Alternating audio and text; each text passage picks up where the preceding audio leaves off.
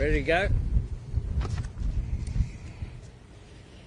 Today I am standing alongside my friend, Indonesian President Bapak Prabowo Subianto, to make what is a historic announcement. The governments of Australia and Indonesia have just substantively concluded negotiations on a new bilateral treaty on our common security.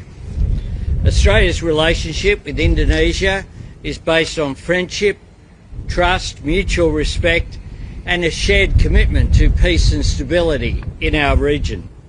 This treaty is a recognition from both our nations that the best way to secure that peace and stability is by acting together. It signals a new era in the Australia-Indonesia relationship. The treaty is predominantly based on the landmark security agreement signed by the Keating and Suharto governments 30 years ago. It will build on the 2006 Lombok Treaty that, among other things, reaffirmed Indonesia's territorial integrity and sovereignty.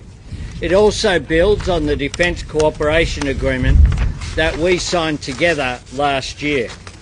This treaty will commit Australia and Indonesia to consult at a leader and ministerial level on a regular basis on matters of security, to identify and undertake mutually beneficial security activities, and if either or both countries' security is threatened, to consult and consider what measures may be taken, either individually or jointly, to deal with those threats.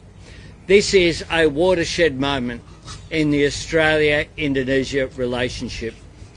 This treaty represents a major extension of our existing security and defence cooperation.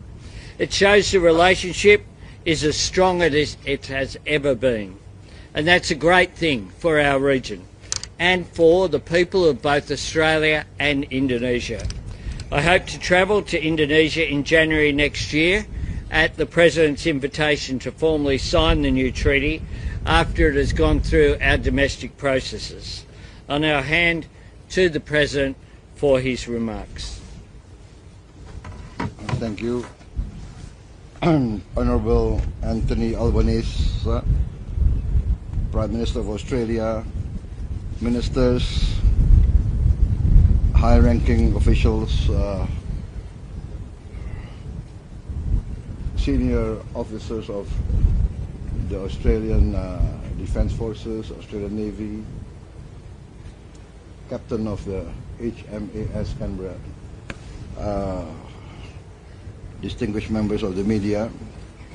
I would like to once again thank the government of Australia, the Prime Minister of Australia and his government for receiving me.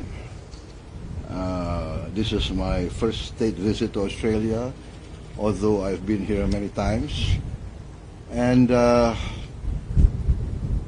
I'm pleased to have been received by the Governor-General this morning. We had very good discussions, and we, I think, concluded an important agreement, an important treaty between Australia and Indonesia, committing ourselves to close cooperation in the defense and security field, and essentially reaffirming our determination to enhance our friendship and to, as partners, as close neighbors, our determination to maintain the best of relationship in order to enhance and guarantee the security of both our countries. I think essentially that is the purpose. I mentioned many times that we cannot choose our neighbors, especially countries like us. It is our destiny to be direct neighbors. So let us face our destiny with the best of intentions. I believe in the good neighbor policy. Good neighbors are essential. Good neighbors will help each other in times of difficulties. And in the Indonesian culture, we have a saying, when we face an emergency, it is our neighbor that will help us. Maybe our relatives will remain far away, but our neighbors are the closest, and only good neighbors will help each other. I think that concludes my remarks. I better not speak too much. As politicians, we tend to speak a lot in front of the media. But once again, Prime Minister, Deputy Prime Minister, thank you very much for receiving me in such a grand manner. I think your intelligence is very good. You know that I like bagpipes, so I'm received by bagpipes, and thank you very much. Thank you, sir. Thank you.